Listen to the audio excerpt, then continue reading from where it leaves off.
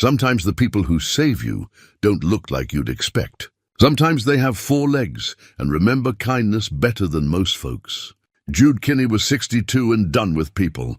After his wife died and his son stopped writing, he drifted through the desert alone, trusting no one. When he collapsed under the burning sun near Dead Horse Gulch, left behind by a wagon train, it wasn't a person who saved him. It was 2 donkeys, Etta and Boone, animals he'd freed from a cruel trader months before. They stood watch over him, gave him shade, and wouldn't let him die. What happens when the only loyalty left in your life comes from creatures you once set free? Before we jump back in, tell us where you're tuning in from. And if this story touches you, make sure you're subscribed, because tomorrow I've saved something extra special for you. The desert had a way of making a man honest. Out here, under skies so wide they made you feel small, there was no room for pretending. Jude Kinney had learned that lesson the hard way over the past 5 years, ever since the day he buried his wife and walked away from the only home he'd ever known. He wasn't always a drifter. There was a time when Jude Kinney was a name that meant something in these parts. Back in his prime, he'd been one of the best trail scouts in 3 territories. He could read the land like other men read newspapers, finding water where others saw only dust, spotting safe passage through canyons that looked like dead ends. Ranchers paid good money for his knowledge, and wagon trains heading west would wait weeks for his services rather than risk the journey with a lesser guide. That was before Clara died, before Daniel stopped answering his letters, before everything that mattered turned to ash and memory. The sun was starting its descent toward the western horizon, painting the rocks in shades of amber and rust. Jude sat on a flat boulder, his weathered hands turning over a small silver compass. The metal was warm from being in his pocket all day. On the back, worn but still legible, was an engraving. "Find your way home, Clara." She'd given it to him 37 years ago, the day they married. He was 25 then, cocky and sure of himself, convinced he knew every inch of this desert. Clara had laughed at his confidence, her eyes bright with mischief, and pressed the compass into his palm. "For when you forget," she'd said. "Forget what?" he'd asked. "That home isn't a direction, it's a person." He closed his fist around the compass now, feeling the edges bite into his calloused palm. Clara had been right about most things. She usually was. They'd built a good life together on a small ranch near the foothills of the Sangre de Cristo range. Nothing fancy, just a sturdy house, a barn, good grazing land, and a creek that ran year-round. They raised horses, working animals strong and reliable. Clara had a gift for gentling the wild ones, the horses others had given up on. She'd spend hours in the corral, speaking softly, moving slow, until even the most skittish animal would eat from her hand. Daniel was born when Jude was 27, a spring baby, arriving with the wildflowers. Jude remembered holding his son for the first time, that tiny, wrinkled face, those unfocused eyes, and feeling a terror he'd never known before. Not the fear of rattlesnakes or flash floods or getting lost in a storm. This was different. This was the fear of failing someone who depended on you completely. For 18 years, he'd thought he was doing right by the boy. Taught him to ride before he could read. Showed him how to track deer, how to find north by the stars, how to survive if he ever got turned around in the backcountry. Hard lessons maybe, but necessary ones. At least, that's what Jude told himself. Daniel grew up strong and capable, with his mother's kindness and his father's practical sense. He worked the ranch, helped with the horses, and never complained about the isolation.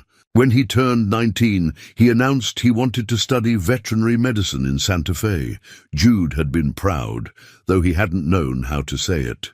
Clara had cried happy tears and spent a month sewing new clothes for their son. Daniel came home for visits at first. Then the visits got shorter, less frequent. He met a woman in the city, a schoolteacher named Margaret. They married, and Jude and Clara made the long trip to Santa Fe for the wedding. It was a fine ceremony, and Margaret seemed like a good woman, but Jude felt the distance growing even then, watching his son in his city clothes, hearing him talk about his practice and his plans. Then came the fever. It started with Clara complaining of being tired. She who never tired who could work dawn to dusk without stopping. Within a week, she was bedridden. Within 2, the doctor from town was shaking his head, saying there was nothing more to be done. Jude sent word to Daniel, but by the time his son arrived, Clara was already gone.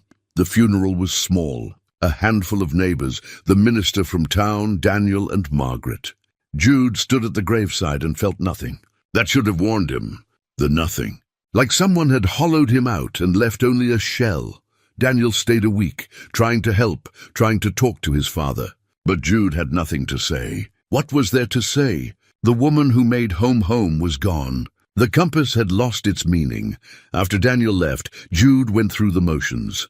Fed the horses, mended fences, cooked meals he barely tasted. The house echoed with her absence. Her brush still on the dresser, her apron still hanging by the stove, her voice still in every corner except she wasn't there.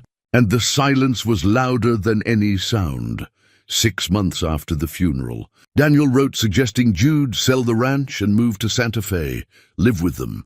They had room. It would be good to be near family. Jude never answered that letter. Instead, he sold the ranch to a young couple from Kansas. They had dreams in their eyes, the same dreams he and Clara had once carried. He sold the horses too, all except his gelding, Rusty, a chestnut with a white blaze who'd been with him for 15 years. He packed what fit in his saddlebags, left the rest, and rode away without looking back. That was 5 years ago. Since then, Jude had wandered. No destination, no purpose. He'd pick up work when he needed money, guide wealthy hunters, help round up stray cattle, repair tack for ranchers. Never stayed long. Couldn't bear it. People asked questions. People tried to be kind. People reminded him of everything he'd lost. The desert didn't ask questions. The desert didn't offer sympathy. The desert just was, and that suited him fine. He'd been drifting through the territories south of New Mexico when he first saw the donkeys. It was in a nothing town called Bitter Creek, just a trading post, a saloon, and a livery stable at the junction of 2 wagon roads. Jude had stopped to resupply, planning to move on by morning.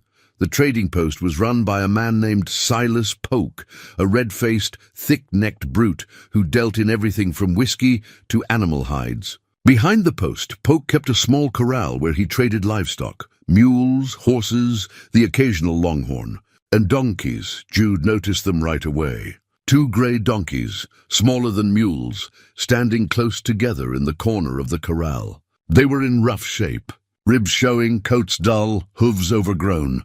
But it was the way they held themselves that caught his attention. Alert, wary, still proud despite everything. Those for sale? Jude had asked, nodding toward the donkeys. Polk had laughed, a harsh sound like gravel in a bucket. Those stubborn bastards? You want 'em, make me an offer. Worthless as they are, why worthless? Won't work. Won't follow commands. The Jenny tried to bite me this morning, and the Jack kicked my assistant yesterday. Got 'em cheap off a prospector who was heading back east. Figured I could break 'em, but they're more trouble than they're worth. Jude watched the donkeys. They were watching him too, dark eyes, intelligent and measuring. The Jenny had a notch in her left ear. The Jack had a scar across his shoulder. How do you treat them? Jude asked. Polk shrugged. Same as any stubborn animal, firm hand. They learn or they don't eat. That night Jude couldn't sleep. He kept thinking about those donkeys, about the intelligence in their eyes, about the scars on their bodies, about Clara, who'd always said you could judge a man by how he treated animals. Around midnight he got up, pulled on his boots, and walked to Polk's corral. The moon was bright enough to see by. The donkeys were lying down, pressed against each other for warmth. When Jude approached, they scrambled to their feet, ready to run or fight. Easy now, Jude said softly. I'm not here to hurt you. He spent an hour there, just sitting on the fence rail, talking to them in the same gentle voice Clara had used with frightened horses, told them about the ranch, about Clara, about being alone. The donkeys listened, ears swiveling toward him, gradually relaxing. Before he left, Jude opened the gate. You want to stay here and get beaten, that's your choice, he said. But if you want to try something different, I'll be heading west at first light. Can't promise much. Don't even know where I'm going. But I won't hurt you, and I won't starve you, and I won't make you do anything you don't want to do. He left the gate open and went back to his bedroll. At dawn, when Jude saddled Rusty and prepared to leave, the two donkeys were standing at the edge of the town, waiting. They kept their distance, maybe 50 yards back, but when Jude rode out, they followed. He stopped after a mile and looked back at them. "You coming or not?" The Jenny took a few steps forward. The Jack followed. They stopped about 20 yards away. "All right then," Jude said. "If you're coming, you need names. Can't just call you, 'Hey, you.'" He thought about it for a moment. The Jenny had that same proud bearing Clara's mother had possessed. Her name had been Henrietta, though everyone called her Etta. "You're Etta," he told the Jenny. The Jack made him think of Daniel Boone, the old frontiersman. Stubborn, independent, good at surviving, and you're Boone. The donkeys watched him with their dark, knowing eyes. Then Etta brayed, a sound that was almost like agreement, and Boone tossed his head. They followed Jude for 3 days, always keeping that same distance. He'd stop to make camp, and they'd stop too, grazing nearby but never coming close. He'd leave out grain for them, and they'd eat it after he'd moved away. Gradually, over weeks, the distance closed. 50 yards became 30, 30 became 20, 20 became 10. By the time a month had passed, Etta and Boone would sleep near his campfire. By 2 months, they'd eat from his hand. They never forgot the cruelty they'd known, always a little skittish, always watching for danger. But they'd chosen Jude, chosen to trust him, and that meant something. Now, sitting on this boulder with the sun painting the desert gold, Jude pulled the compass from his pocket again. "Find your way home." He still carried it, still looked at it every day, but he didn't know what home meant anymore. Daniel had stopped responding to his letters 2 years ago. Jude didn't blame him. What kind of father disappears into the desert and doesn't even try to stay in touch? A fly landed on his wrist. He brushed it away. Somewhere behind him he heard the soft sound of hooves on stone. Etta and Boone, grazing on the sparse desert grass, never far from where he sat. They'd become his companions these past months, the only living things he spent time with. They didn't judge him, didn't ask him to be anything other than what he was. Maybe that was enough. Maybe that had to be enough. The sun touched the horizon, and Jude stood tucking the compass back into his pocket. Time to make camp. Tomorrow he'd head northwest, toward the mountains. There was supposed to be good water up that way, and the desert summer was coming on hot, and he didn't know that tomorrow would change. Everything didn't know that sometimes the kindness you show comes back to you when you need it. Most didn't know that. The 2 donkeys he'd freed from a cruel man's corral would soon be the only reason he was still breathing. The desert keeps its secrets until it's ready to reveal them. 3 months had passed since that evening with the compass. Summer had come on strong and merciless, the kind of heat that shimmered up from the rocks and made the horizon dance with false water. Jude had led Etta and Boone deeper into the territory he knew best, following old trails from his scouting days, avoiding towns and people as much as possible. They were somewhere west of Dead Horse Gulch, tracking along the base of a mesa formation, when Jude noticed the problem. He'd taken a drink from his canteen that morning and heard an unfamiliar sound, a faint trickle that shouldn't have been there. He'd stopped, examined the canteen, and found a crack in the leather wrap where it had split along the seam. Not a huge crack, but enough that water was seeping out with every movement. He cursed softly. The canteen was old, same one he'd carried for 20 years. The leather had finally given out. He tried patching it with a strip of rawhide from his saddlebag, wrapping it tight, but the water still leaked through. Not fast, but steady. A slow drip that meant his water supply was on borrowed time. Jude studied the landscape. According to his memory and his maps, there should be a reliable spring about 15 miles northwest, near a rock formation called the Three Sisters. 15 miles. With the temperature already climbing toward what felt like 100 degrees and his water slowly disappearing, that 15 miles had just become the most important distance in his life. "We need to move," he said to Rusty, patting the gelding's neck. The horse had been flagging in the heat, head low, steps heavy. Behind them, Etta and Boone walked with their ears drooping, seeking what little shade they could find. They walked through the morning, and the heat built like a physical weight. Jude took small sips from the leaking canteen, trying to conserve what remained. By noon, the leather was nearly dry. By early afternoon, it was empty.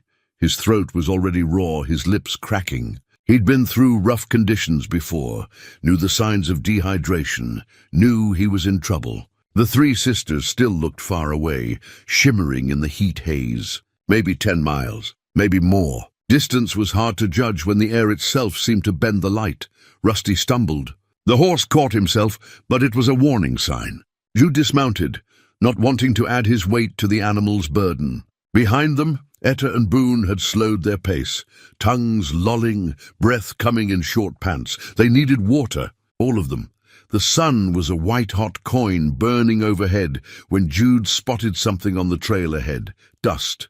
A lot of it. He stopped, shaded his eyes, and made out the shapes of wagons. A small train, maybe 4 or 5 wagons, heading east. Relief flooded through him. Wagon trains always carried extra water. He'd just need enough to make it to the spring. He could trade, offer to guide them if they needed it, do whatever it took. He waited at the side of the trail as the wagons approached. The lead wagon was driven by a man in his 40s, broad-shouldered, with a thick beard and suspicious eyes. Behind him came 3 more wagons, families by the look of it, women and children peering out from under canvas covers. "Afternoon," Jude called out, raising a hand in greeting. His voice came out rougher than he intended. The lead driver pulled his team to a halt. The other wagons stopped behind him. Nobody smiled. Nobody waved back. "What do you want?" The driver asked. "Water," Jude said simply. "My canteen split. I can trade for it or work for it. Just need enough to make it to the next spring." The driver looked at Jude, then at Rusty, then at the 2 donkeys standing behind them. His expression remained hard. "We don't have water to spare," he said. Jude blinked, not quite believing what he'd heard. "I'm not asking for much. A couple of quarts. I'll pay fair. Can't help you." The driver started to snap the reins. "Wait." Jude stepped forward. "Please, I know this territory. I used to scout these trails. I can tell you the safest route east, where the water is, where to avoid. We've got our own maps." The driver's voice was cold. "And we've heard about men like you, drifters, beggars. Some of them rob wagons, claim they need help, then turn on decent folk when their guard is down. I'm not a thief," Jude said, anger rising despite his thirst. "I'm just asking for basic human decency." A woman in the second wagon leaned out. "Thomas, surely we could spare a little water." "Look at him. Stay out of this, Helen," Thomas snapped. "We've got children to think about and a long road ahead. Can't help every down-on-his-luck drifter we meet." Jude looked at the faces watching him from the wagons. Some looked sympathetic. Most looked scared or indifferent. These were people who'd learned to be suspicious, to protect their own first. "There's a spring about 10 miles northwest," Jude said, his voice steady despite the anger and desperation clawing at his chest. "Called 3 Sisters.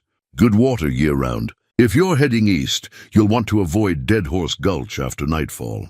Flash floods this time of year. There's a better route 2 miles south that adds a day but keeps you safe." Thomas stared at him for a moment, then nodded once. "Obliged for the information." He snapped the reins. The wagon lurched forward. One by one, the other wagons followed. Jude stood there watching them pass. A young girl in the last wagon looked back at him, her face pressed against the canvas. Then she too was gone, and there was nothing but dust hanging in the still air. Jude stood there for a long moment, fists clenched, watching the wagons disappear into the heat shimmer. Then he turned and looked at his animals. Rusty's head hung low. Etta and Boone were panting heavily. "All right," he said, his voice hoarse. "We keep moving." They walked. The sun climbed higher, impossibly hot. Jude's thoughts began to fragment. He kept thinking about Clara, about cool water from the creek that ran past their house, about the way she'd bring him water when he came in from working. The tin cup beaded with condensation, so cold it made his teeth ache. His vision blurred. He stumbled, caught himself, stumbled again. The 3 sisters wavered in the distance, 3 rock pillars reaching toward the sky. They looked close. They looked impossibly far away. He couldn't tell any more. Time became elastic, stretching and contracting. He was walking. Then he was on his knees. Then he was walking again. Rusty's reins were in his hand. Then they weren't. Then they were again. Somewhere in the back of his mind he knew this was bad. Knew he was in real danger. But the thoughts came slow, like honey in winter, and he couldn't quite grasp them before they slipped away. He thought about Daniel. Should have answered that letter. Should have gone to Santa Fe. Should have been a better father, a better grandfather to the child he'd never met. Should have done a lot of things differently. The ground came up to meet him. He didn't remember falling, but suddenly he was on his knees, hands pressed against stone so hot it burned his palms. He tried to stand. His legs wouldn't cooperate. Behind him he heard a sound. Rusty whinnying. The horse was in trouble too. They were all in trouble. Jude looked up at the sky, brilliant blue and empty. No clouds, no mercy. Just endless burning light. "I'm sorry," he said, though he didn't know who he was talking to. Clara, maybe, Daniel, the animals he'd led into this wasteland. He fell forward. His cheek pressed against the desert floor, and the heat was like a brand. He should move, should get up, should do something, but his body wouldn't listen anymore. The last thing he remembered clearly was the taste of dust in his mouth and the sound of the wind moving across the empty land. Then even that faded, and there was nothing but the overwhelming, suffocating heat. Somewhere in the darkness behind his closed eyes, he felt a kind of peace. This was it then. This was how it ended. Not bad as endings go. Alone in the desert, the way he'd been living. At least it was honest. At least it was clean. He didn't see the two shapes that appeared on the horizon, moving toward him with purpose. Didn't hear the familiar sound of hooves on stone. Didn't feel the shadow that fell across his burning face as two donkeys he'd once freed from a cruel man's corral came to stand over him, blocking the merciless sun with their own bodies. Consciousness slipped away like water through cracked leather, and Jude Kinney surrendered to the darkness. Certain he would never wake again. He was 7 years old, standing in the corral, looking up at the bay mare that seemed as tall as a mountain. The horse snorted, and young Daniel took a step back, bumping into his father's legs. "She's too big, Papa," Daniel said, his voice small. "She's just right," Jude heard himself say, though the voice seemed to come from far away. "You're going to learn on her. Her name is Molly, and she's the gentlest horse we've got." But the memory was wrong somehow. The corral kept shifting, the fence posts melting in heat that shouldn't have been there. Daniel's face blurred and sharpened, blurred and sharpened. Was this real? Had this happened? Jude tried to open his eyes. The light was too bright, stabbing into his skull like a blade. He closed them again, retreating into the darkness where the memories waited. Clara was there too, leaning on the corral fence, watching them. "Be patient with him, Jude," she said. "He's scared." "Fear is natural," Jude replied. "But we can't let it stop us." "Daniel, come here. Put your hand on her neck. Feel how warm she is? She's just an animal, same as you and me. Nothing to be afraid of."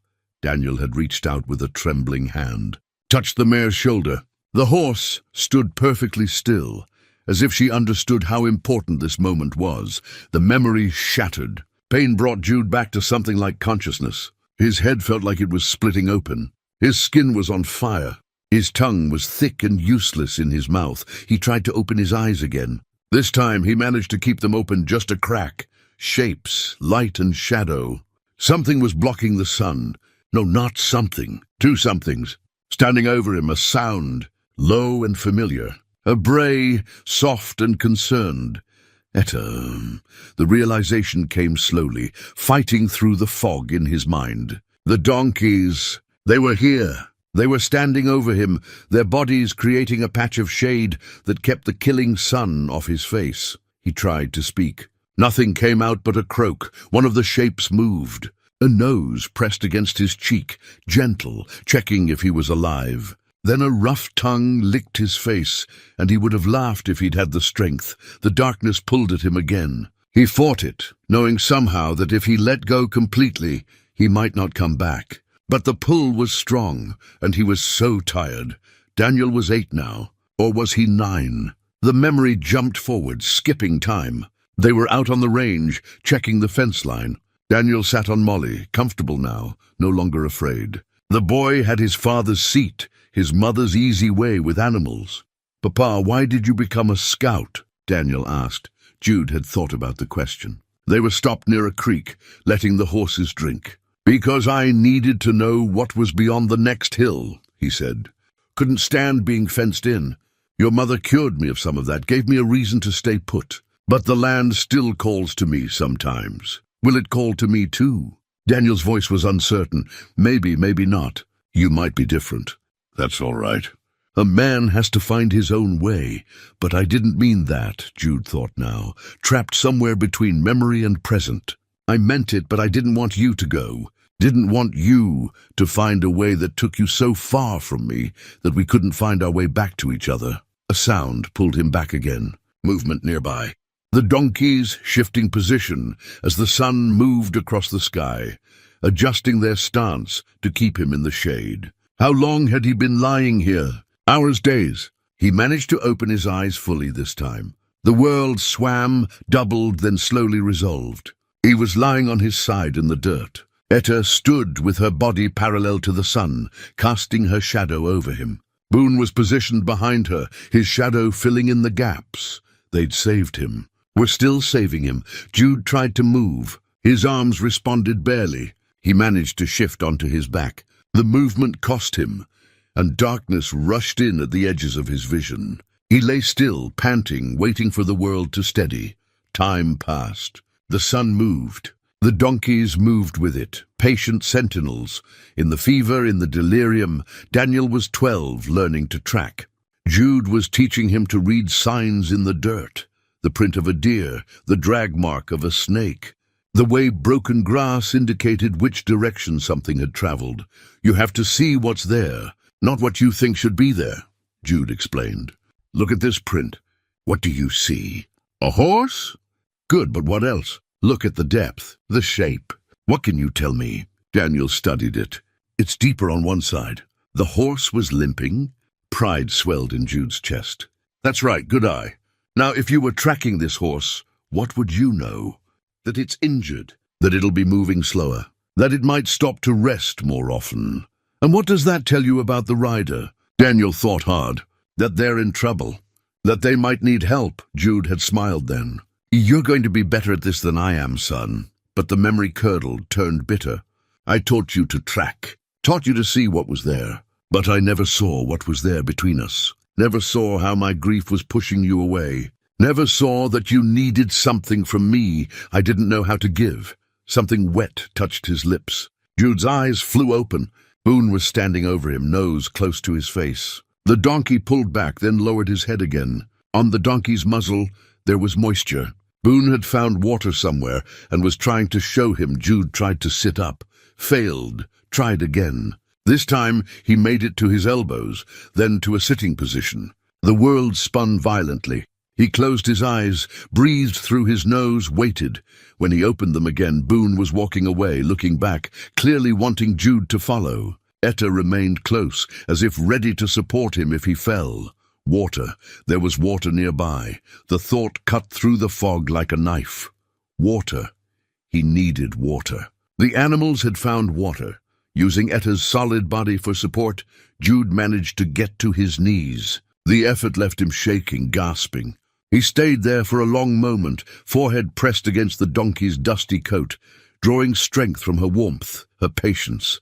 One more push. He had to make one more push. With Etta standing firm beside him, Jude struggled to his feet. Stood swaying, the world tilting dangerously.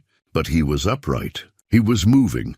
Boone brayed encouragement from up ahead, still looking back. Jude took a step, another. His legs were weak as a newborn foal's, but they held. Etta walked beside him, close enough to lean on if he needed. Behind them, Rusty followed, the horse drawn by the promise of water. They moved across the desert floor, a slow, shuffling procession. The sun was lower now, Jude realized dimly. Afternoon, maybe late afternoon. He'd been unconscious for hours. Boone led them around a tumble of rocks. Through a narrow gap, and there, blessed, impossible, real, was a small seep spring. Just a trickle of water pooling in a depression in the rock. But it was water. Clear and cool, Jude fell to his knees at the edge of the pool. cupped his hands, brought the water to his cracked lips, and drank. It was the sweetest thing he'd ever tasted, better than wine, better than anything.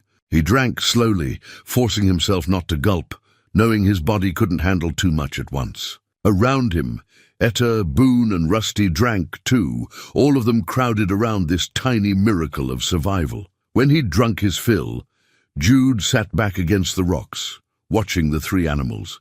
They'd stayed. They'd protected him. They'd found water. They'd saved his life. "Thank you," he whispered, his voice raw and broken. "Thank you." Etta looked at him with her dark, knowing eyes. In them, he saw no judgment, no resentment for the danger he'd led them into. Just acceptance, just presence. For the first time in 5 years, Jude Kinney felt something crack open inside his chest, the hard shell he'd built around his heart, keeping everything out, keeping everything in. A crack, small but real, and through it flowed something he'd forgotten how to feel: gratitude, connection, purpose. He wasn't alone. These creatures had chosen him, had stood by him, had refused to let him die. Maybe, just maybe, he owed them the same loyalty. Maybe it was time to stop drifting. Maybe it was time to find a way home. Jude spent the rest of that day and all of the next one at the Seep Spring, recovering. His body had taken a beating from the heat and dehydration, and he knew better than to push too hard too soon. He'd seen men die from drinking too much water too fast after going without, or from trying to travel before their strength returned. So he rested. Drank small amounts regularly, ate some of the jerky from his pack, though his stomach rebelled at first. Let the animals graze on what sparse vegetation grew near the water. And thought the thinking was the hardest part. For 5 years, he'd avoided thinking too deeply about anything. Kept moving, kept busy, kept his mind on the immediate tasks of survival. But now, with nothing to do but sit and recover, the thoughts came whether he wanted them or not. Those donkeys had saved his life. Not accidentally, not coincidentally. They'd made a choice. When he'd collapsed, they could have kept moving, could have found this water on their own and left him to the buzzards. But they hadn't. They'd stood over him, protecting him, then led him to safety. Why? The only answer he could come up with was the one he'd been avoiding, because he'd done the same for them once. He'd seen them suffering and made a choice, opened a gate, given them freedom. And somehow, in whatever way animals understand these things, they remembered. They returned kindness with kindness. It was a simple transaction, really. But it felt profound, sitting there in the shadow of the rocks, watching Etta and Boone rest near each other, their companionship easy and uncomplicated. They didn't hold grudges, didn't overthink things. They just lived moment to moment, responding to the world as it came. When had he lost that ability? On the second morning, Jude felt strong enough to take stock of his situation. His canteen was ruined beyond repair. His water supply depended entirely on finding sources like this seep. His food stores were getting low. Rusty was in better shape after 2 days of rest and water, but the horse was 16 years old and showing it. Etta and Boone seemed fine, hardy creatures that they were, already back to their alert, watchful selves. He pulled out his old trail map, the one he'd carried since his scouting days. The paper was worn soft as cloth, the creases threatening to tear. But his handwritten notes were still legible. A younger Jude's observations about water sources, safe camps, dangerous passages. He traced a finger along the route, calculating. They were about 15 miles southeast of where he'd intended to end up, the Three Sisters, where he'd been heading when the wagon train refused him water. But that didn't matter now. What mattered was the nearest town. His finger stopped on a name, Redemption Springs. He remembered the place, though he hadn't been there in at least a decade. It was a decent-sized town, by territory standards, built around a reliable water source. Had a doctor, a general store, a livery. Everything a man would need. According to his calculations and the landmarks he could see, Redemption Springs was about 15 miles northwest of their current position. 2 days easy travel, maybe a day and a half if they pushed. But he wasn't pushing. Not after what had just happened. He looked at his animals. "What do you think? Ready to try for civilization?" Etta flicked her ears toward him. Boone snorted and went back to nibbling at a bit of grass. I'll take that as a yes. They left that afternoon, moving slowly, stopping frequently. Jude kept a close eye on everyone, watching for signs of fatigue or distress. But the rest and water had done wonders. Even Rusty moved with a bit more spring in his step. As they walked, Jude found himself talking to the animals. It was something he'd done occasionally before, but now it felt different, more intentional. More like actual conversation, even if only one side could use words. I used to scout these trails, he told them. Long time ago, before you were born, before I got old and stupid, I knew every waterhole, every safe passage, every place where danger liked to hide. Boone brayed, as if commenting, "You think I'm bragging? Maybe I am, but it's true. I was good at what I did. People trusted me to get them where they needed to go, safely." He paused, adjusting his hat against the lowering sun. Clara was the one who convinced me to settle down. Said I'd get myself killed out here eventually, and she wasn't willing to be a widow before she was a wife.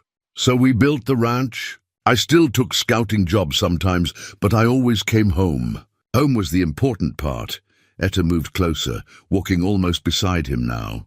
Jude reached out and rested a hand on her shoulder, feeling the solid warmth of her, the rhythm of her steps. After she died, I forgot what home meant. Thought it was the place, the house, the land. When I sold all that, I figured I'd sold home too. But Clara tried to tell me different, didn't she? That compass she gave me with those words. Home isn't a direction. It's a person. He was quiet for a while, just walking, his hand still on Etta's shoulder. Maybe it's more than a person, though. Maybe it's any connection that matters. Any relationship where you show up for each other, where you take care of each other, where you remember kindness and return it. Boone had moved up on his other side. Rusty plodded behind them. They were a group, a small herd, looking after each other. That night, they camped in a sheltered spot between two rock formations. Jude built a small fire, more for light and comfort than warmth, and shared his dwindling jerky supply with the animals. Etta and Boone weren't natural meat eaters, but they'd learned to accept the dried beef as a treat, something special. When we get to town, Jude said, watching the flames, I'll need to figure out what comes next. Can't just keep drifting. That nearly got us all killed. He thought about his son, about the letter he'd never answered, about the grandchild he'd never met.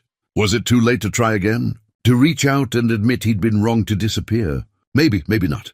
But he owed it to Daniel to try. Owed it to these animals who'd saved him. Owed it to Clara's memory.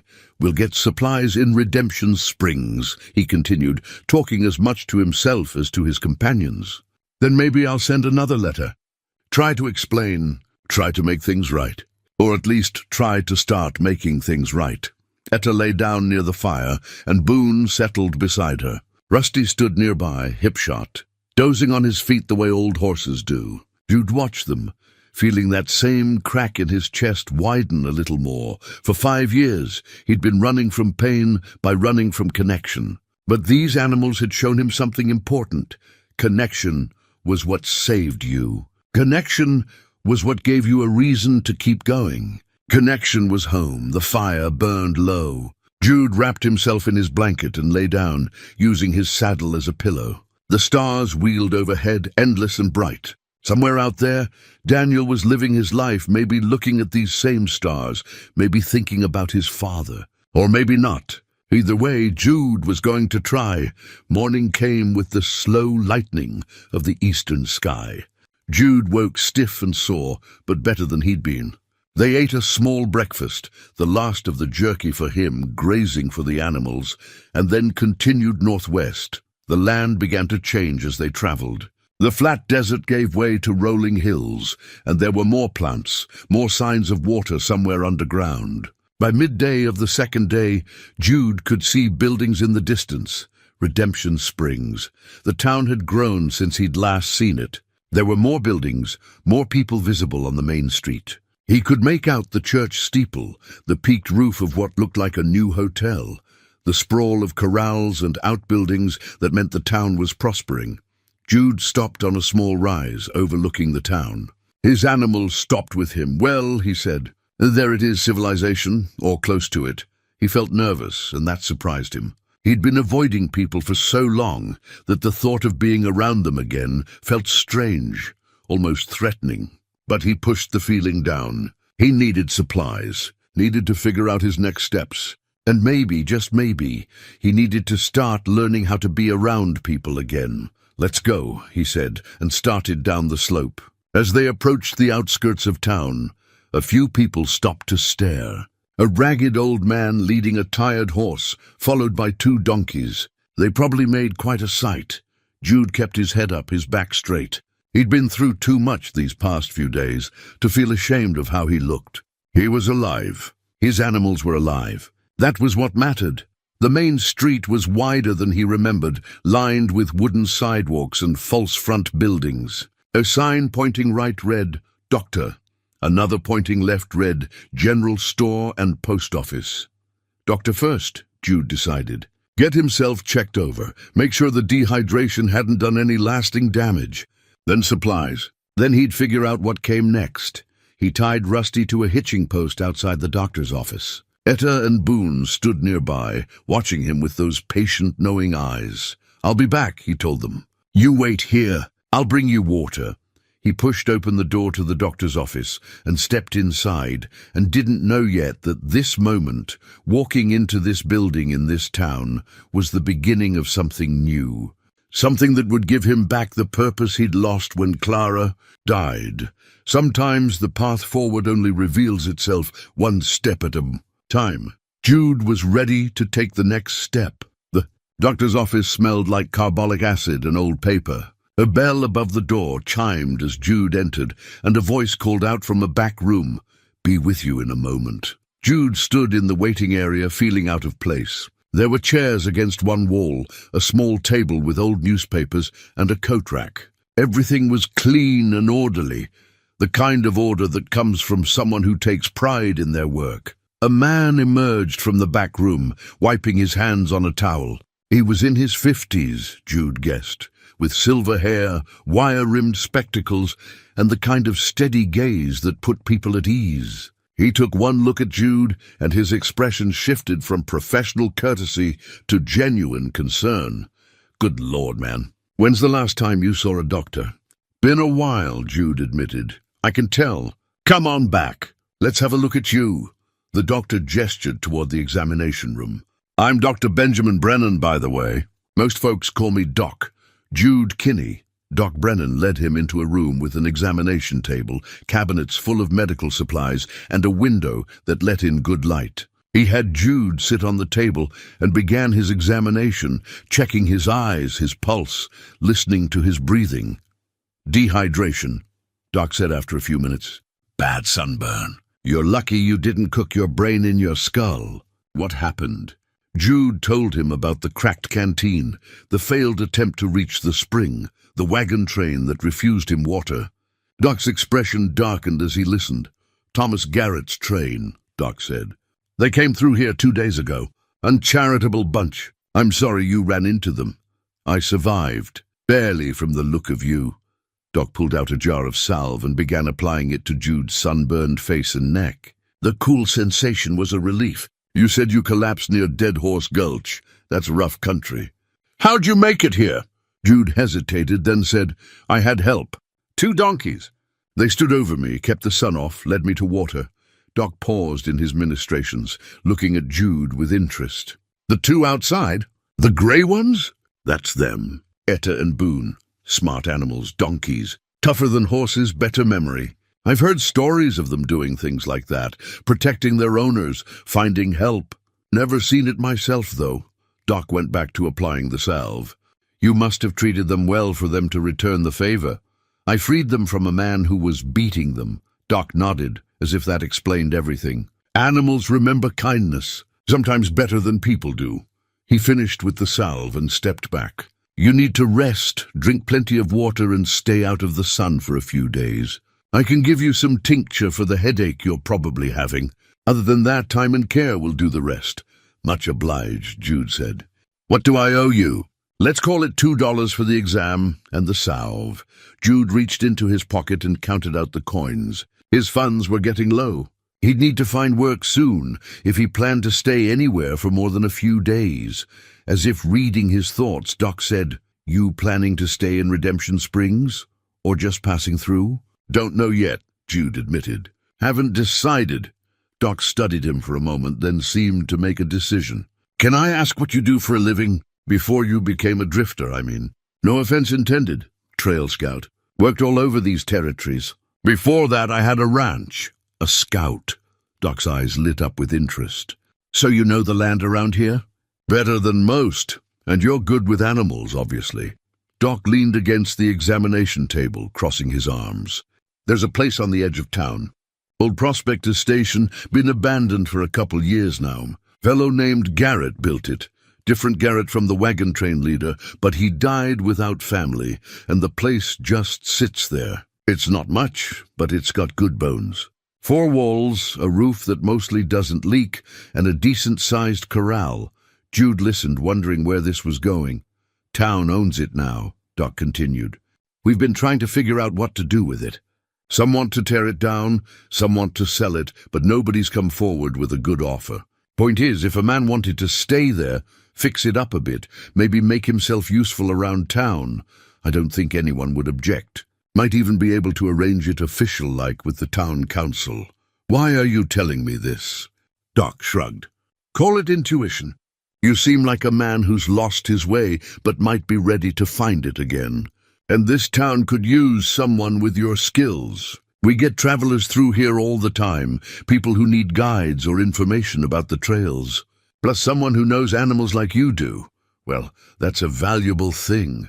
Jude felt something stir in his chest. "Interest, maybe, or possibility. I'd want to see it first, of course. I can take you there after I close up here. Say in an hour?" "All right." Jude paid for his treatment and went back outside. Etta and Boone were exactly where he'd left them, patient as statues. A few townspeople had gathered at a distance, watching the donkeys with curiosity. When Jude appeared, most of them dispersed, but one older woman approached, smiling. "May I pet them?" she asked. Jude looked at his donkeys. "They're friendly enough, but they've been mistreated before." "Go slow." The woman approached Etta carefully, extending her hand palm down for the donkey to sniff. After a moment, Etta allowed herself to be petted. The woman's smile widened. "What sweet creatures. We don't see many donkeys around here." "They saved my life," Jude said simply. The woman looked at him with interest, then at the donkeys with new respect. "Then they're very special indeed." She moved on, and Jude found a trough where he let the animals drink. Rusty drank long and deep, and the donkeys followed suit. Jude filled his ruined canteen anyway, just to have water accessible even if it leaked. He found a bench in the shade and sat, waiting for Doc Brennan. The town moved around him, people going about their business, wagons rolling past, children playing in the street. Normal life. The kind of life he'd walked away from 5 years ago. Could he do this? Could he stay in one place again? The thought made him anxious, but it also made him curious. What would it be like to have a place again? Not a ranch, not a family home, but something. A base. A purpose. An hour later, Doc Brennan emerged from his office, locking the door behind him. "Ready?" They walked through town, Jude leading Rusty, the donkeys following behind. People nodded to Doc as they passed, and he returned the greetings warmly. He seemed to be well-liked here, respected. "I came to Redemption Springs about 15 years ago," Doc explained as they walked. "After my wife died. Couldn't stay in the city anymore, too many memories. Figured a small town could use a doctor, and I needed somewhere to start over. Best decision I ever made." Jude heard the echo of his own story in Doc's words. "You ever regret leaving?" "Sometimes, but mostly no. Starting over isn't about running away from the past. It's about finding a way to live with it. To honor it without being trapped by it." They reached the edge of town where the buildings thinned out. Doc pointed to a structure about 100 yards off the main road. "That's it." The Prospector's Station. It was bigger than Jude expected. A main building with a covered porch, a separate barn or stable, and a large corral with split-rail fencing. The wood was weathered but solid. A few windows were broken. The whole place had an air of sad abandonment, but Jude could see the potential.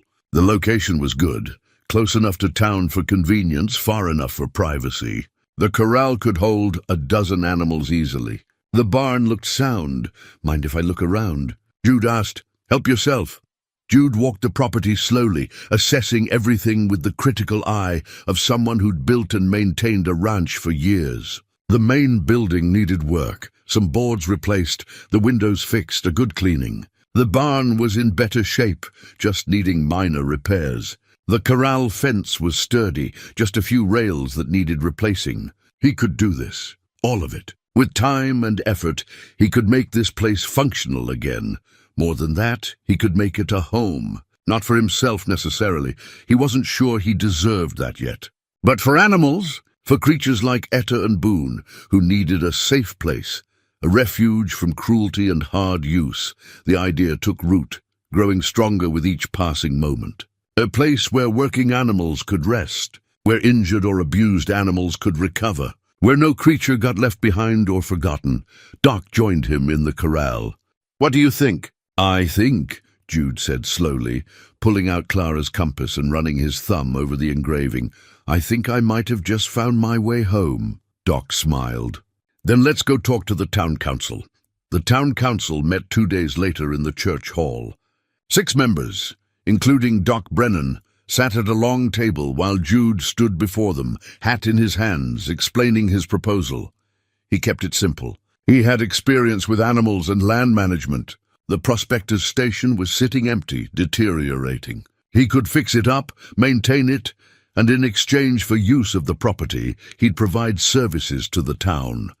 Guide work, animal care, general expertise about the territory. There were questions. Where was he from? Why had he been drifting? What were his intentions long-term?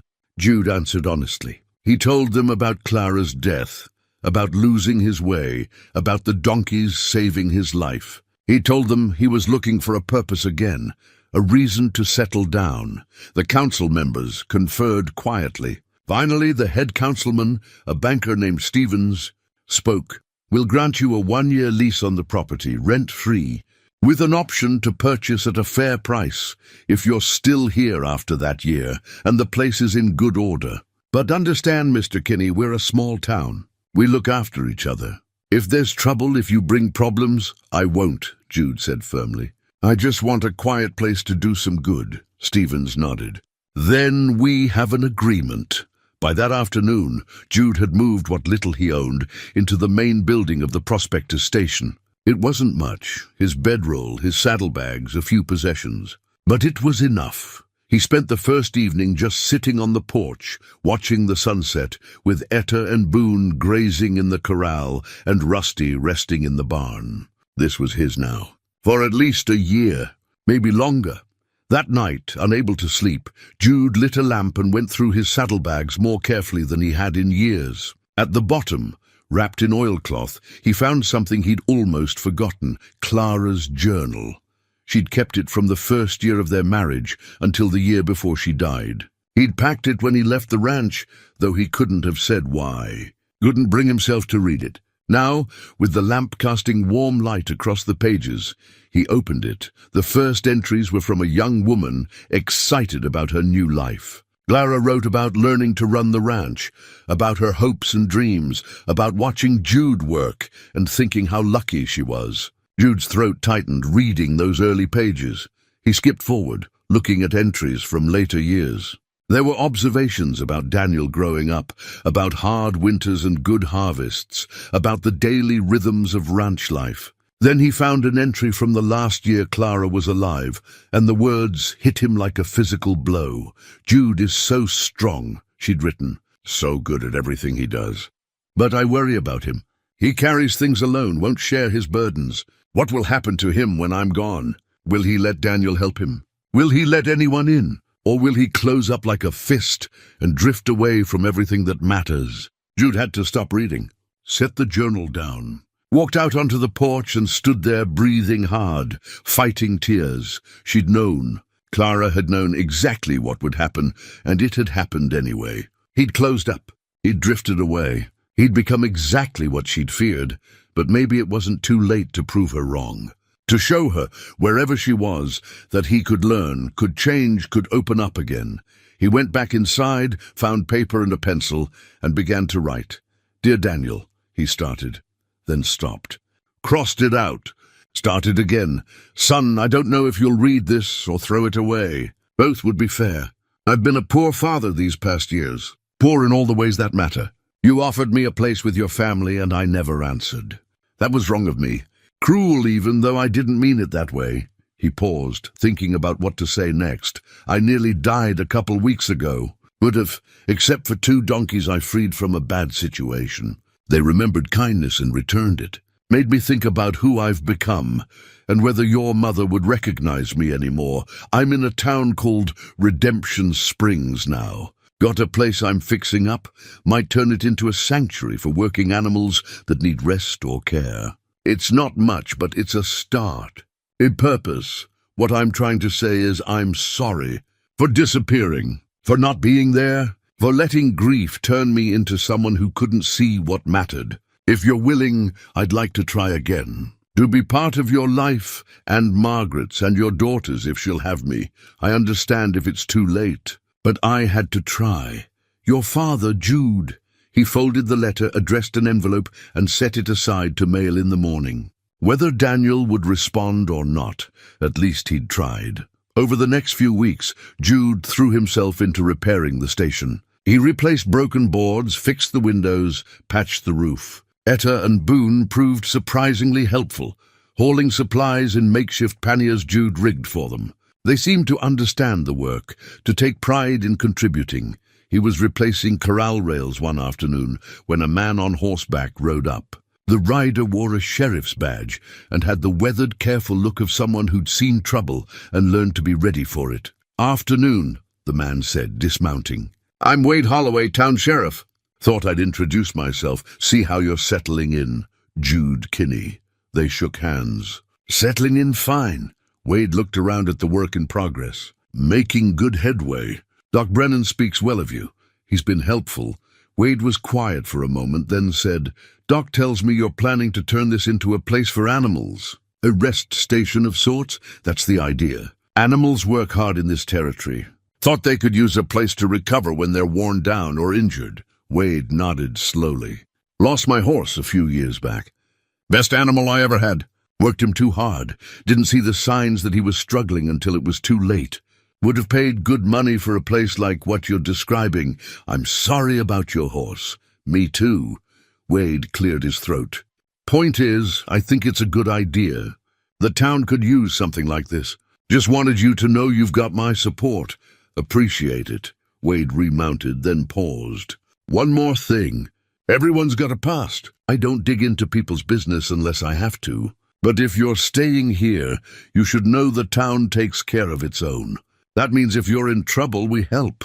But it also means we expect you to be straight with folks. I plan to be. Good enough for me." Wade tipped his hat and rode off. Jude went back to work on the fence, but the conversation stayed with him. The town takes care of its own. He'd been part of a community once, knew what that felt like. Maybe he could be part of one again. That evening, he carved a small whistle from a piece of wood he'd been saving. It was something he'd done years ago, made a whistle for Daniel when the boy was young. His hands remembered the work, and the whistle turned out well, producing a clear, pure tone. He tested it with Etta and Boone, using it to call them from different parts of the corral. After a few tries, they understood, responding to the whistle like it was their name. It felt good, building this communication with them, this partnership.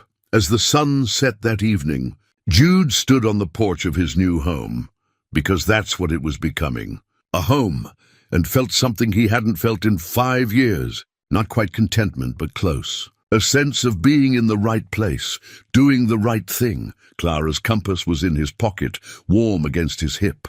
He pulled it out, looked at the inscription. "I'm trying, Clara," he said quietly. "I'm trying to find my way home." The compass caught the last light of day, gleaming. Somewhere in the distance, Etta brayed, and Boone answered. The sound of it made Jude smile. He was building something here. Something small but real. Something that mattered. Whatever happened next, he'd face it from solid ground. with animals who'd stood by him and a purpose that gave him reason to wake up each morning. It was enough. For now, it was more than enough. 6 weeks into his time at Redemption Springs, Jude had established a routine. Mornings were for repairs and maintenance. Afternoons, he'd walk into town, help where he could, share information about trails with travelers. Evenings he'd spend with Etta, Boone, and Rusty, tending to them, talking to them, grateful for their steady presence. The station was starting to look good. He'd repaired all the major damage, painted the barn, reinforced the corral. Word had spread about what he was doing, and a few ranchers had brought animals that needed rest. A lame mule, an old draft horse, a donkey with an infected hoof. Jude had tended them all, charged modest fees, and earned a reputation for being fair and skilled. He hadn't heard back from Daniel yet, but he tried not to let it bother him. Mail was slow out here, or maybe Daniel wasn't ready to forgive him. Either way, Jude had meant what he wrote. He was here, building something, becoming someone his wife might recognize again. It was a Tuesday morning when everything changed. Jude was in the barn, cleaning out stalls, when he heard horses approaching, multiple horses riding hard. He set down the pitchfork and walked outside, shading his eyes against the morning sun. 5 riders. The one in front was unmistakable even at a distance. Silas Polk, the trader from Bitter Creek. The man had gotten heavier in the months since Jude had last seen him, his face redder, his expression meaner. The 4 men with him looked like hired help, rough types with guns on their hips. Jude's stomach dropped. This wasn't a social visit. Polk reined in hard, his horse snorting and dancing. "There you are, you thieving son of a bitch." Jude kept his voice calm. "Polk, been a while." Not long enough. Polk dismounted heavily. His men stayed on their horses, hands near their weapons. "I've been tracking you for months. Had to follow a dozen cold trails before I found you here, playing at being respectable. I'm not playing at anything. What do you want?" "What do I want?" Polk's voice rose. "I want my property back. Those donkeys you stole from me. I know they're here. Saw them in the corral when we rode up. I didn't steal anything. I freed them from a man who was beating them.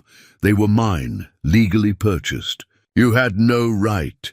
In the corral, Etta and Boone had moved to the far corner, watching the confrontation with nervous eyes. They remembered Polk, remembered what he'd done to them. "Those animals were being mistreated," Jude said, his voice hard.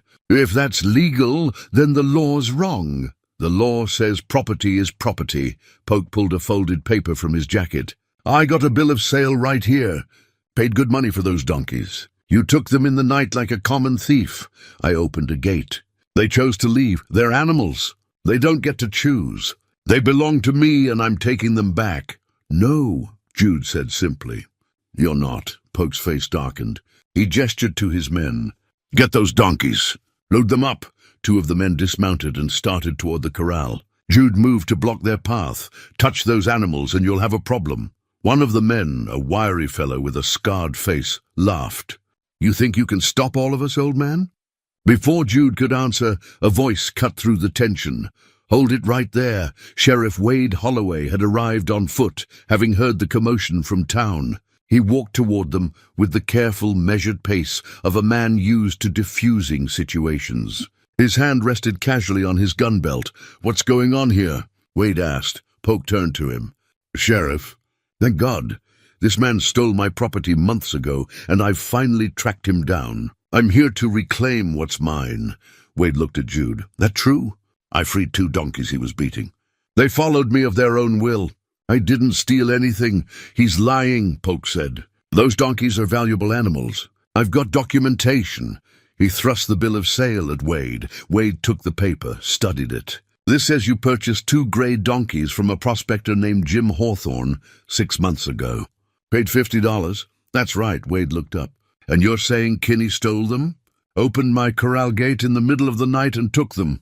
Did you report the theft at the time?" Polk hesitated. "I was busy, had business to attend to, but I've been searching for them ever since." Wade walked over to the corral, studying Etta and Boone. The donkeys pressed against the far fence, clearly agitated by Polk's presence. When Wade moved closer, they relaxed slightly but remained wary. Kinney, Wade said. These the animals in question? Yes. They seem nervous around Mr. Polk here. They have good reason to be. Wade came back, his expression thoughtful. Mr. Polk, I'm going to need to investigate this claim before any animals change hands. This is a matter for the law to settle, not vigilante justice. Investigate. Polk's voice rose. I showed you my bill of sale. They're my property. You showed me a piece of paper. But there are other considerations. Animal cruelty laws, for one. If these animals were mistreated, that changes things. I never... Polk started, but Wade cut him off. We'll have a hearing. Day after tomorrow. You'll present your evidence, Kinney will present his, and I'll make a determination based on the law and the facts. Until then, the donkeys stay with Kinney. That's not... Wade's voice turned hard. That's how it works in my town, Mr. Polk. You don't like it. You can take your complaint to the territorial court in Santa Fe. But that'll take months and cost more money than those donkeys are worth. Your choice. Polk glared at Wade, then at Jude. Fine, we'll do it your way. But those are my animals, and I'll prove it. See that you do. Hearings at 10 o'clock Thursday morning in the town hall. Don't be late. Wade turned to Jude. You neither. And keep those donkeys secure until this is settled. Polk mounted his horse with difficulty, his face purple with rage. This isn't over, Kinney. Not by a long shot. He and his men rode off, raising dust. Wade watched them go, then turned to Jude. You want to tell me what really happened? Jude told him everything. The trading post in Bitter Creek, the condition of the donkeys, the scars, the fear, the signs of systematic abuse. Opening the gate because he couldn't stand by and watch it continue. The donkeys choosing to follow him. Wade listened without interrupting. When Jude finished, the sheriff sighed. You should have reported him to the law. I was in the middle of nowhere. By the time I got to a town with a sheriff, I'd have been long gone. And Polk would have just claimed they ran off. Still would have been better than what you did. Now it looks like theft. I know. But I'd do it again. Wade studied him for a long moment. I believe you. And I believe those animals were mistreated. But Polk's got a bill of sale. That's a legal document. Makes things complicated. So what happens at the hearing? You'll need to prove he abused them. Witnesses would help. Documentation of their condition when you found them. Anything that shows he wasn't fit to own them. I don't have any of that. It was just me and them in that corral. Then you'll need to demonstrate the bond you have with them. Show that they choose you over him. Sometimes that's enough to sway a decision, especially if we can prove Polk has a history of animal mistreatment. Can you prove that? I can try. I'll send telegrams to towns between here and Bitter Creek, see if anyone knows him, has complaints on file. But Jude, Wade paused, you need to prepare yourself. Law usually sides with the property owner. If Polk's got legitimate purchase documents and you've got nothing but your word, this could go badly. Jude looked toward the corral where Etta and Boone stood watching him. They'd saved his life. He couldn't let them go back to a man who would hurt them. I won't give them up without a fight, I know. Just make sure it's the right kind of fight. Legal and by the books. Otherwise, you'll end up in jail, and the donkeys will end up with Polk anyway. Wade left and Jude walked to the corral. Etta and Boone came to him immediately, pressing their heads against his chest, seeking comfort. He wrapped his arms around them, feeling their solid warmth, their trust. I won't let him take you, Jude promised quietly. Whatever it costs, I won't let him hurt you again. But as he stood there with his animals, he felt the old fear rising. The fear of loss, the fear of failing someone who depended on him. He'd failed Clara by not being strong enough to go on without her. He'd failed Daniel by disappearing. He couldn't fail Etta and Boone, too. That evening, Jude found something while cleaning out a corner of the barn. A brass medallion, tarnished but still readable. It was a prospector's claim marker, engraved with a name, Benjamin Garrett, 1881. The man who'd built this station. The man who died here, alone, without family to claim his body or his property.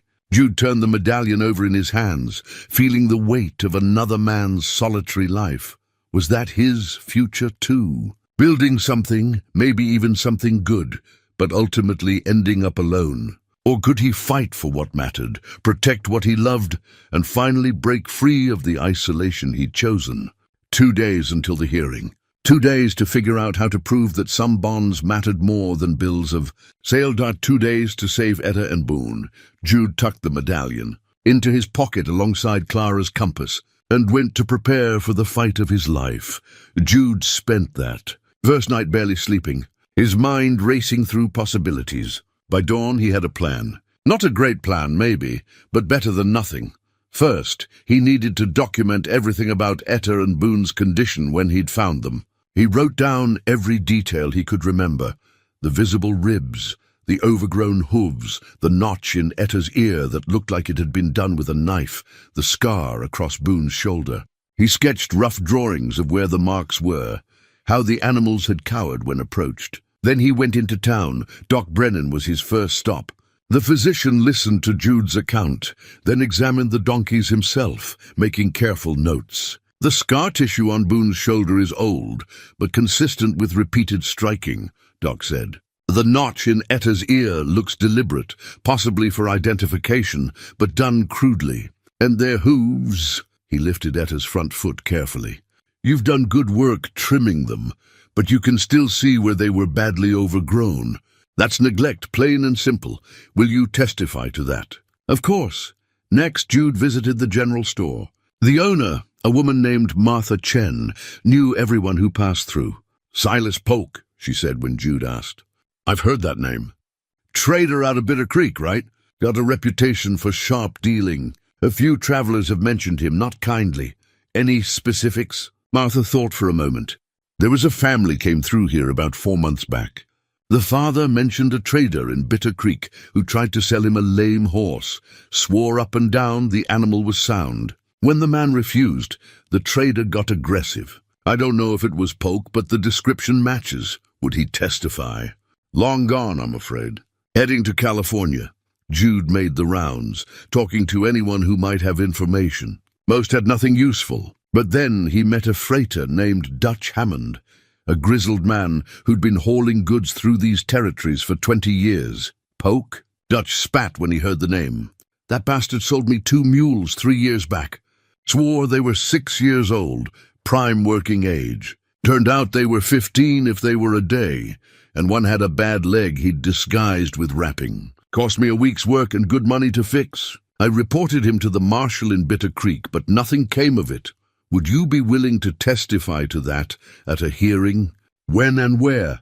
By the end of the first day, Jude had Doc Brennan's medical assessment, Martha Chen's second-hand accounts, and Dutch Hammond willing to testify about Polk's dishonest practices. It wasn't much, but it was something. That evening, Sheriff Wade stopped by the station.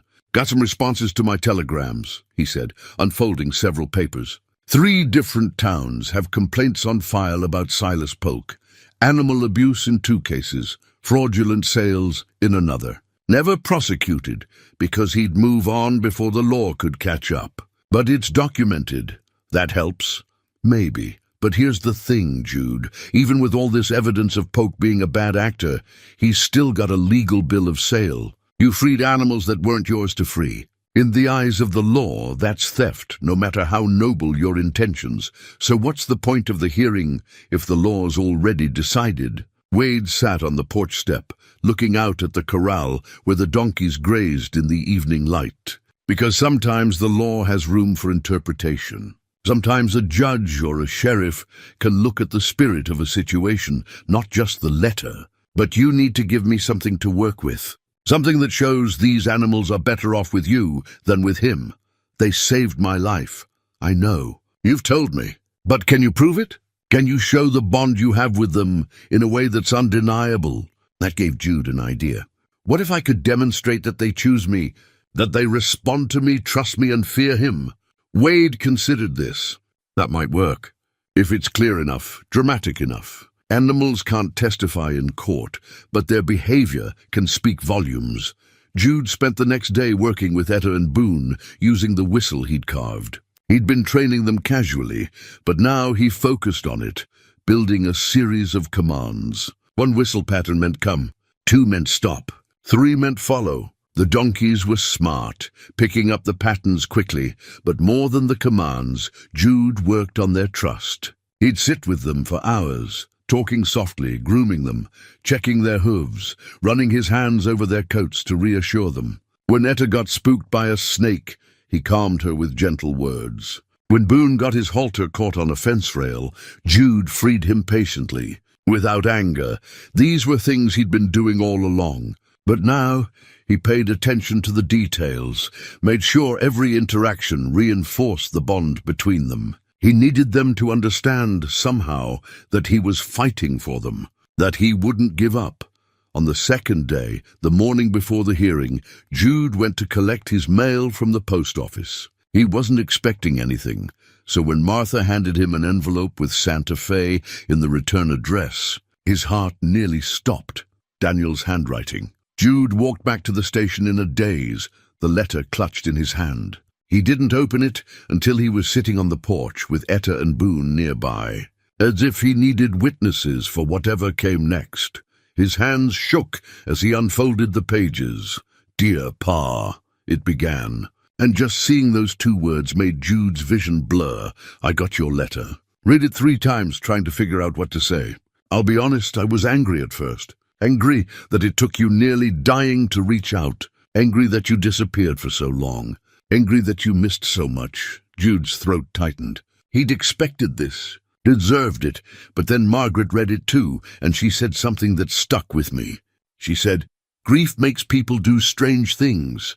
Sometimes the people who love us most are the ones who hurt us most, not because they want to, but because they don't know how not to." I think she's right. I think you didn't know how to keep going after Mama died, and being around me just made it worse because I reminded you of her. I think you had to leave to survive, even if that meant leaving me behind.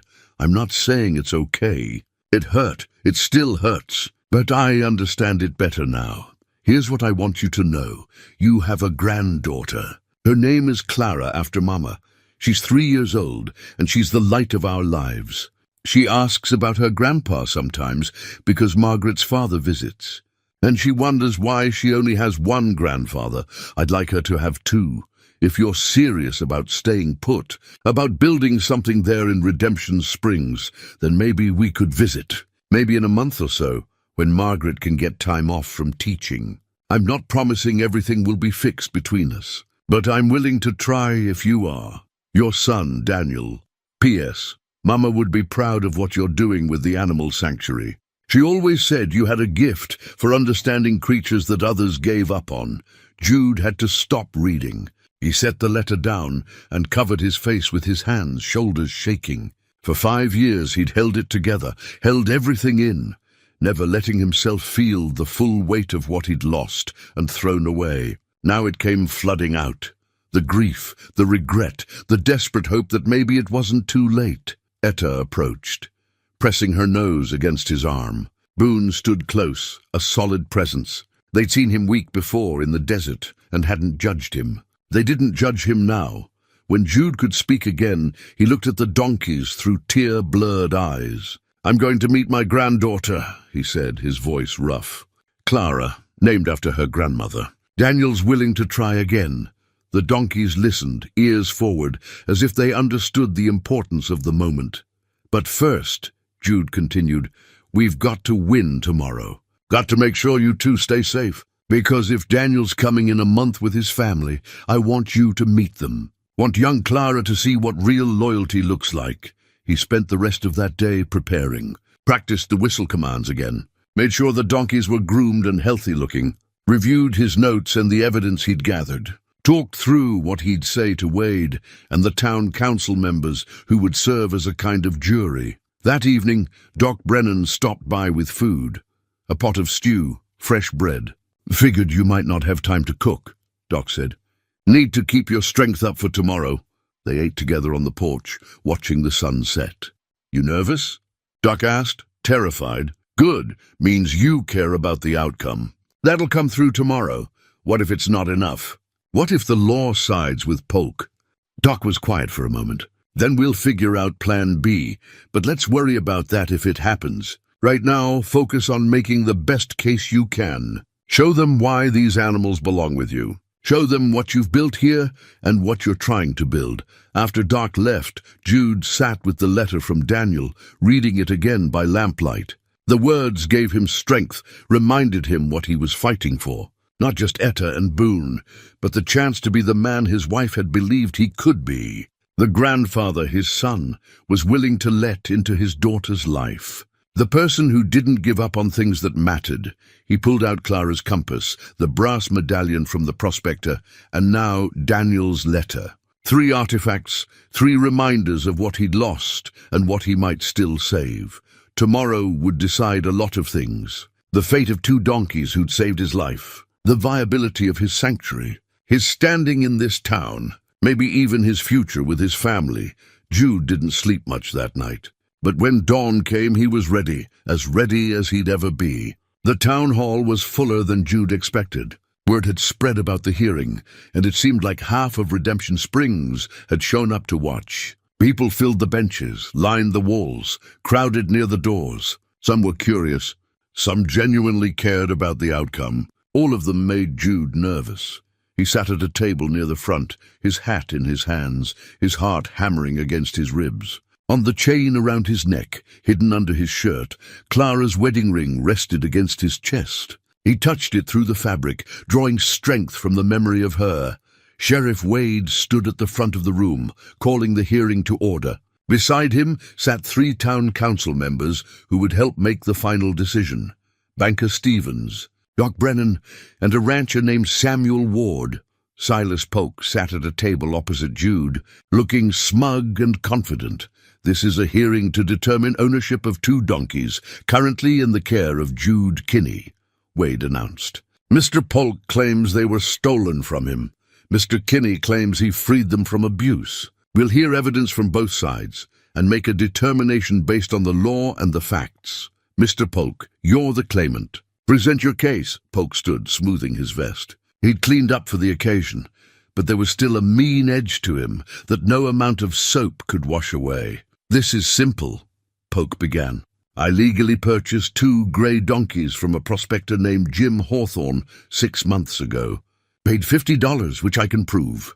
He placed the bill of sale on the table. The donkeys were my property, kept in my corral in Bitter Creek. On the night of June 14th, this man, he pointed at Jude, broke into my corral and stole them. I've been searching for them ever since, and I finally found them here. Did you report the theft at the time? Wade asked. I was traveling for business. By the time I got back and discovered they were gone, Kinney had a week's head start. But I never stopped looking. What proof do you have that Mr. Kinney took them? He admitted it himself, day before yesterday, right in front of you, Sheriff. Said he opened my gate and let them out. Wade nodded. Mr. Kinney, is that true? Jude stood. His legs felt unsteady. I opened the gate. But I didn't steal them. I gave them a choice. Animals don't have choices, Polk sneered.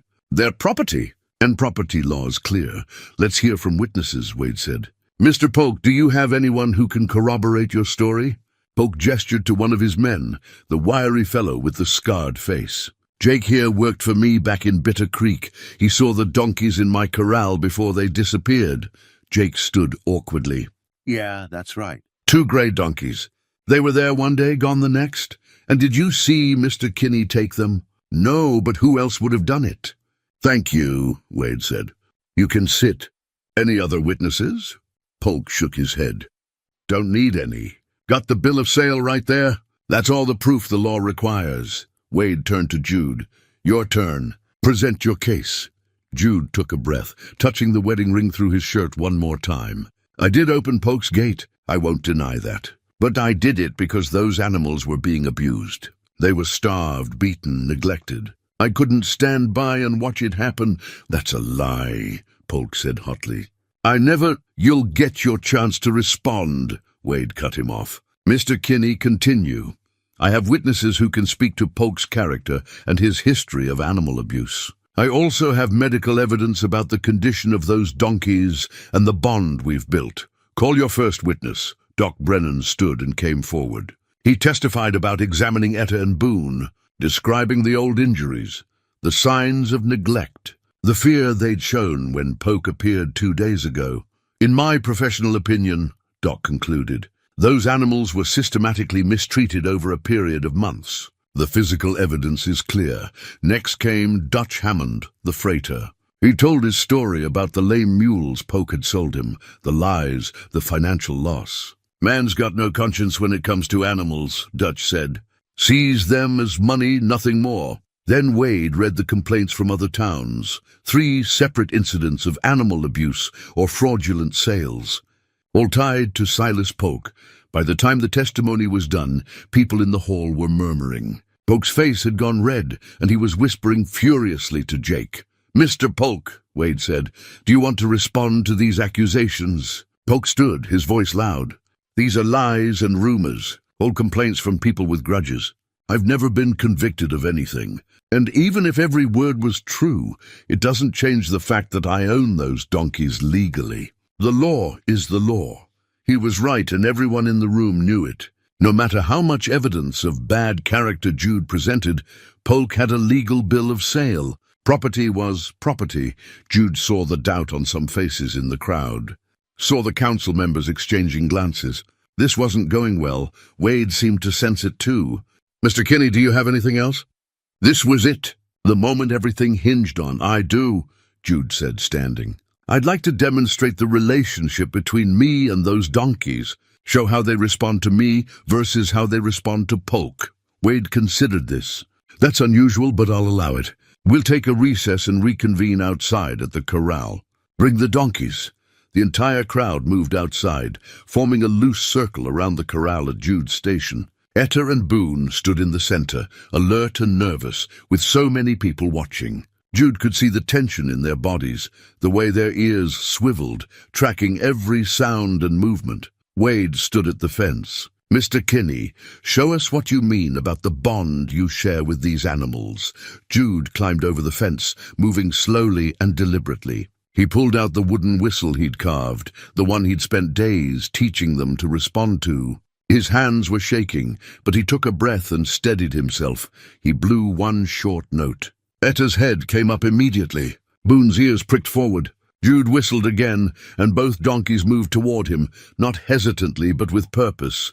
They came right up to him, Etta pressing her nose against his chest, Boone standing close enough to touch. Jude ran his hands over their necks, speaking softly. "Good girl, Etta. Good boy, Boone. You're safe. I've got you." Then he stepped back and blew 3 short notes in succession. The donkeys followed him as he walked across the corral. He stopped and they stopped. He turned and they turned with him. It wasn't perfect. These weren't trained circus animals, but the trust was evident. The connection was real. "Now," Jude said, addressing Wade but speaking loud enough for everyone to hear, "I'm going to show you something else." He walked to the far end of the corral and climbed out, moving away from the donkeys. They watched him go, uncertain. He moved 30 feet away, behind several people in the crowd, out of their direct line of sight. Then he blew the whistle again. One long note. Etta and Boone immediately moved toward the sound, pushing through the crowd carefully but determinedly, searching for Jude. When they found him, they pressed against him, clearly relieved. Several people in the crowd murmured appreciatively. "That's trust," Jude said. "That's a bond that goes both ways. I freed them from a bad situation, and they saved my life in the desert. We take care of each other." Doc Brennan was nodding. Even Banker Stevens looked impressed. Wade's expression was carefully neutral, but Jude thought he saw approval in the sheriff's eyes. "Mr. Polk," Wade said, "would you like to demonstrate your relationship with these animals?" Polk's face twisted. "They're work animals. They don't need to do tricks. They just need to obey. Then show us they recognize you as their owner. Show us they respond to your commands." Polk climbed into the corral, and the change in the donkeys was immediate. Etta's ears went back flat against her head. Boone shifted nervously, moving away. When Polk approached, both animals retreated to the far corner, bodies tense, ready to bolt or fight. "Come here," Polk commanded, his voice hard. The donkeys didn't move. "I said come here." He took several steps forward. Etta brayed, a sound of distress, and Boone positioned himself between Polk and the Jenny, protective. When Polk reached out toward them, Boone lowered his head and showed his teeth, a clear warning. "Damn stubborn animals," Polk muttered. He lunged forward, trying to grab Etta's halter. The Jenny dodged, nimble despite her size, and Boone kicked out, not quite connecting but close enough that Polk had to jump back. The crowd gasped. Several people exchanged significant looks. "That's because they're not trained properly," Polk said, his face red with anger and embarrassment. "They need a firm hand, need to learn respect. They learned something from you, all right," Doc Brennan called out. "They learned to be afraid." Wade raised a hand for quiet. "I've seen enough. Council, if you join me for a moment." Wade, Doc Brennan, Stevens, and Ward moved away from the crowd, conferring in low voices. Jude watched them, his heart pounding so hard he thought it might burst through his chest. Beside him, Etta and Boone pressed close, as if they understood their fate was being decided. The weight felt endless. Jude's mind raced through possibilities, through contingencies, through what he'd do if they ruled against him. He couldn't let Polk take these animals, couldn't watch them be dragged back into abuse and cruelty. But what choice would he have? Finally, Wade and the council members returned. The sheriff's face was serious as he addressed the crowd.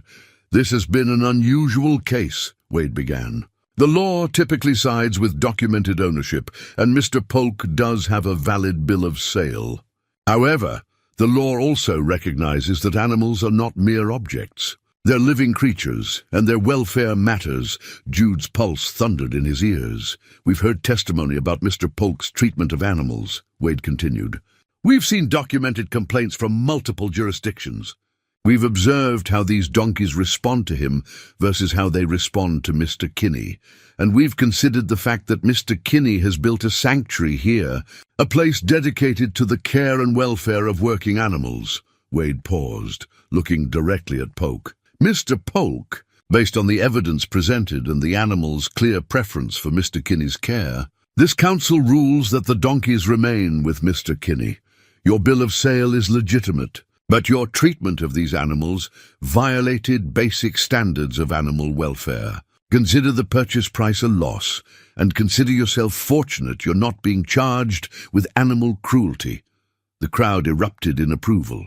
Jude felt his knees go weak with relief. He grabbed the fence rail to steady himself and felt Etta's nose press against his back, Boone's solid warmth beside him. Polk's face went purple. "This is outrageous. You can't just—" "I can and I have," Wade said firmly. "If you want to appeal, take it to territorial court. But I'm telling you now, you won't win. Now get out of my town before I find a reason to lock you up." Polk stood there, fists clenched, rage radiating off him. For a moment, Jude thought the man might do something stupid. But finally, Polk spun on his heel and stalked toward his horse. His men followed, and within minutes they were riding out, leaving dust and angry mutters behind them. The crowd closed around Jude, offering congratulations, patting his shoulder, praising the decision. Doc Brennan was grinning. Wade caught Jude's eye and nodded, a simple acknowledgement that justice, rough and imperfect as it was, had been served. Through it all, Etta and Boone stayed close to Jude, calm now that the threat had passed. He kept one hand on each of them, anchoring himself to their solid presence, letting the relief wash over him in waves. They were safe. They were his, and he was theirs. Home wasn't just a place. It was standing right here, in a corral surrounded by people who'd become community, with two donkeys who'd saved his life and whom he'd just saved in return. Clara would have understood that. She'd always known what home really meant. 3 months had passed since the hearing, and autumn had come to Redemption Springs. The air carried a crispness that made the animals frisky and the work easier. The cottonwoods along the creek had turned gold, and the sky seemed impossibly blue against the changing leaves. Jude stood at the entrance to his property, hammering the last nail into a wooden sign. He stepped back to admire his work. The letters were painted in neat, careful strokes. Kinney's Rest, where no creature gets left behind. It had taken him a week to make the sign, working on it in the evenings after his daily tasks were done. Several townspeople had offered to help with the painting, and the final result was better than he could have managed alone. The sign represented something official, something permanent. This wasn't just a temporary arrangement anymore. This was home. The sanctuary had grown beyond his expectations. After word spread about the hearing and Jude's victory over Poke, people started bringing animals that needed care. An old plough horse with arthritis that his owner could no longer work but couldn't bear to put down. A mule with a healing leg injury. 3 donkeys from a ranch whose owner had died, leaving them without a home. Even a goat that had been found wandering the desert, half-starved and sun-sick. Jude tended them all. Fed them, treated their injuries, gave them time to rest and recover. Some would eventually go to new homes. Others would stay here permanently. All of them would be safe and cared for. The Prospector Station had been transformed. Fresh paint on the buildings, new fencing, a proper feed storage area, and a small bunkhouse Jude had built for himself, leaving the main building as a treatment area and stable. It looked like a real operation now, professional and purposeful, but Jude barely noticed the physical changes as he stood there with his new sign. His attention was fixed on the road leading into town, watching for a specific wagon. Daniel had written 2 weeks ago, saying they'd arrive today, weather permitting. Late afternoon, probably, after the heat of the day had passed. Jude had been nervous for days, cleaning constantly, making sure everything was perfect, worrying about what Daniel would think, what his granddaughter would think, whether 5 years of absence could be bridged by a few letters and good intentions. Etta wandered over, curious about what he was doing. Boone followed, as he always did. The 2 donkeys had become minor celebrities in town after the hearing. People stopped by regularly just to see them, to hear the story of how they'd saved Jude in the desert. Children loved them, and Etta and Boone had proven remarkably patient with small hands and excited voices. "They'll be here soon," Jude told the donkeys, running his hand along Etta's neck. "My son, my daughter-in-law, my granddaughter, your granddaughter too, in a way. Family."